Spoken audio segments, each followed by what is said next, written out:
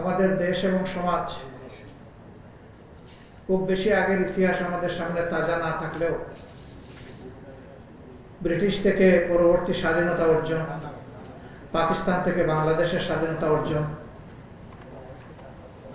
এই দুইটা ছিল আমাদের ইতিহাসের গুরুত্বপূর্ণ চ্যাপ্টার। দুই চ্যাপ্টারেই জনগণের আকাঙ্ক্ষা ছিল যে জনগণ স্বাধীনতার প্রকৃত স্বাদ পাবে। পাকিস্তান আমলে বৈষম্যের শিকার হয়েছিল তৎকালীন পূর্ব পাকিস্তান, যেটা আমাদের প্রিয় বাংলাদেশ।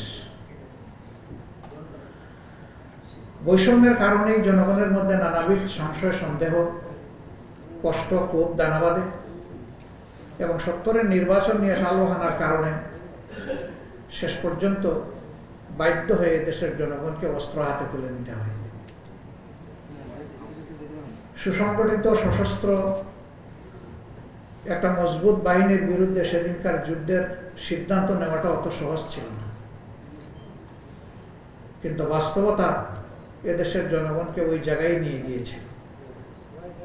আমরা এই মুহূর্তে গভীর শ্রদ্ধার সাথে স্মরণ করছি বাংলাদেশের স্বাধীনতা যুদ্ধে যারা মুক্তিযোদ্ধা হিসাবে, যুদ্ধের সংগঠক হিসাবে এবং সামনের সারিতে থেকে যুদ্ধের ময়দানে নেতৃত্ব দানকারী হিসাবে সেদিন যারা অংশগ্রহণ করেছিলেন তাদের প্রতি আমি গভীর শ্রদ্ধা নিবেদন করছি।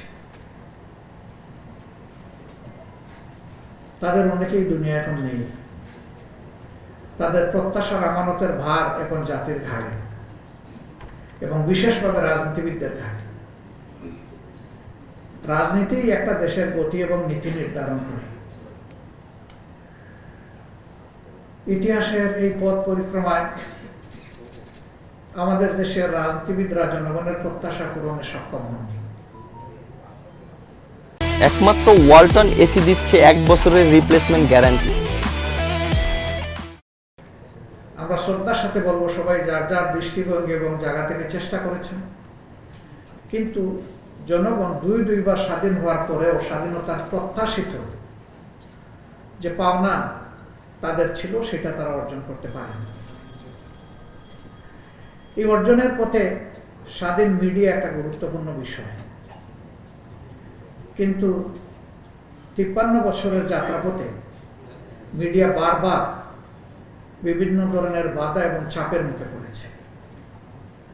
অদৃশ্য শক্তি, উপরের অর্ডার, উপরের চাপ, এই শব্দগুলো আমাদের সমাজে বহুল পরিচিত।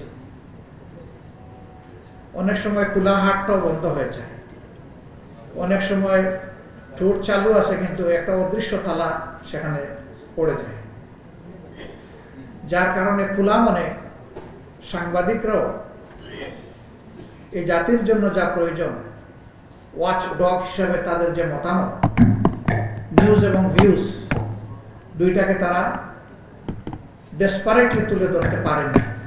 বারবার বাধা এসেছে। অনেক ব্যাপারে আমরা কনসার্ন নিয়ে তাদের সাথে শেয়ার করেছি, ওই কথাগুলোই তারা আমাদেরকে বিভিন্ন সময় বলেছে। এটা খুবই দুঃখজনক। অথচ সকল সরকারই একটা কথা বলেছে যে আমাদের দেশে সাংবাদিকতার জগৎ স্বাধীন। এটা ছিল বাইরের ঘোষণা, ভিতরের চিত্র আপনারা আমার চেয়ে ভালো জানেন। আমরা এই ধরনের একটা ভয়ের সংস্কৃতি যেখানে লেগে থাকে, সেই সংস্কৃতিতে একটা দেশ স্বাচ্ছন্দ্যে সামনে এগিয়ে যাবে আর তার জনগণকে স্বস্তি দিবে, এটা অসম্ভব ব্যাপার বলে মনে করি।